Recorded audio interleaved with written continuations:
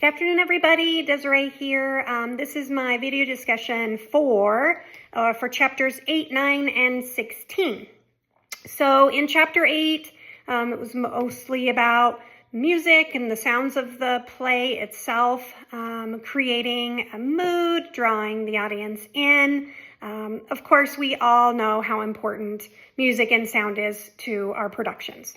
I didn't really think about the tone of actors' voices playing a part, but I'm going to be doing Beetlejuice Jr. in the fall, and Beetlejuice has such a gritty voice sound that people have kind of become accustomed to. And so when I was reading that part in the chapter, it really was like an aha moment of you're not just seeing the physical appearance of the actor, but their tone of voice and how they present it really can play a factor in the overall feeling of that character.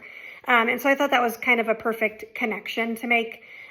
We just did a show called The Somewhat True Tale of Robin Hood, and it didn't really have a lot of sound effects built in or music built in, and we found ourselves really wanting more from the story to kind of draw that audience in further.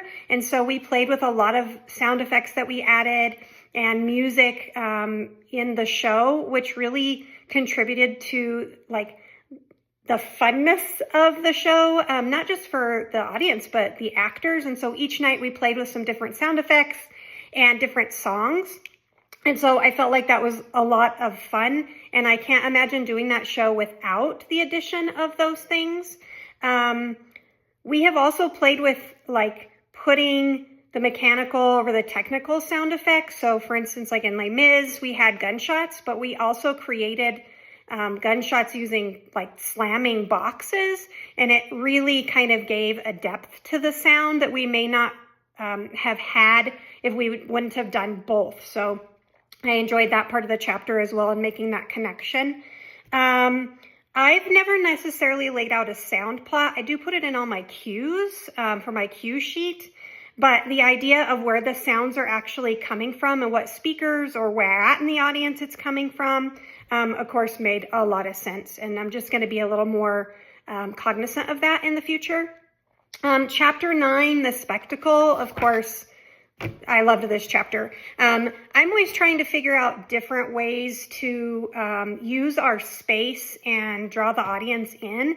And so I've often toyed with even the smells of the way the auditorium feels. So we're at a high school. And so how hot or cold the audience is. We've adjusted some temperature to create different moods.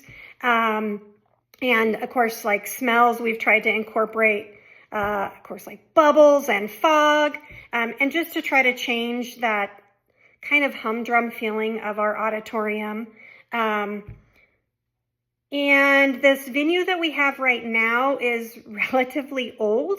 And so we have a little bit of an upgraded sound and light system, but everything just feels a little dingy and worn and outdated, especially like the seating. So we're trying to come up with ways to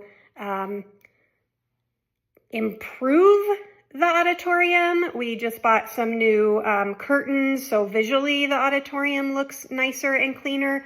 We constantly are painting, and we're looking hopefully to replace the seating that's been there for 60 years. But I also feel like that plays into your audience as well. So if you're uncomfortable or the space around you doesn't feel right for the show, it really affects your spectacle, right? And then in chapter 16, I agreed with everyone else, the seeing a show, right? You're going to see the show, really kind of sat with me, and how I could maybe take pieces and parts out as we do the rehearsal to show the kids that we can tell the story just as strongly without certain aspects, but how it all totally works and comes together at the end when we do put all of them in together, and how they all become important to the overall production. In setting up the the stage plan or the ground plan. You know, I always try to provide my set designer or stagecraft class with a visual of what I'm wanting, but it changes as we go. And I liked how it gave me permission to change furniture and sizing, move certain things if it doesn't work, because I do feel like once you build something, there's a commitment, or you feel bad about having someone tear it down or change it or repaint it.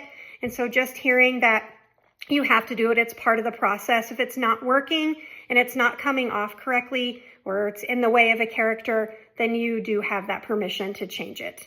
So I was really excited about that piece. I think I've come up with 5 different arrangements for the fall show, and color schemes. We've painted swatches that just don't quite come off the color that I want when the lights are on.